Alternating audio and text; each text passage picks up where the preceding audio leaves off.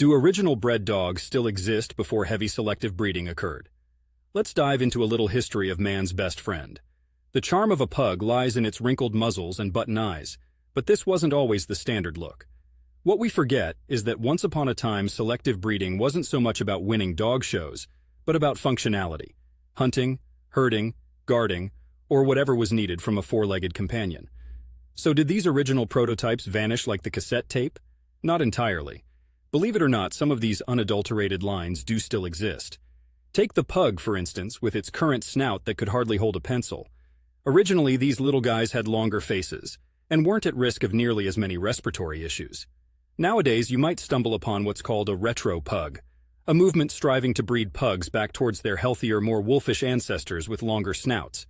Then there's the modern poster child for genetic modification, the bulldog. Look back at paintings from a few centuries ago, and you'll see a creature significantly more equipped for combat, leaner, meaner, and anything but the couch potatoes we adore today. So circling back to the question, are there any original dog breeds left before heavy selective breeding kicked in? The answer isn't a simple yes or no. Most dogs, even those without squishy faces and dwarf legs, have felt the hand of human intervention. But there's a silver lining. Preservationists and canine enthusiasts often strive to maintain or resurrect these historical versions via breeding programs focused on health and historical accuracy. In the case of breeds without direct descendants, efforts pivot towards resembling the breed's original form and function as closely as possible.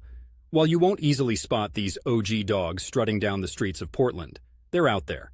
And it's worth noting, these aren't just efforts mired in nostalgia. They are functional corrections to unfortunate consequences of overzealous breeding.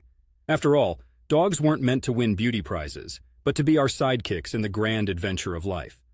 Let's say these efforts are a testament to our responsibility towards these furry companions, to give them a life without unnecessary hardships, all for the cost of a shortened snout.